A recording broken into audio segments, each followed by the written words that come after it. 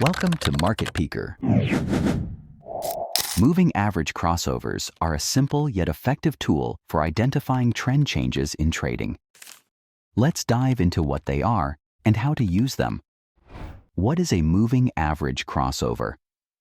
A crossover happens when a short-term moving average crosses above or below a long-term moving average. Bullish crossover. The short-term moving average rises above the long-term one, signaling a potential uptrend. Bearish crossover. The short-term moving average falls below the long-term one, indicating a possible downtrend. Common moving averages. Simple moving average. Gives equal weight to all data points. Exponential moving average. Puts more weight on recent prices, making it more responsive to price changes. Pro tip. Use crossovers with volume analysis to confirm the strength of the signal and avoid false breakouts.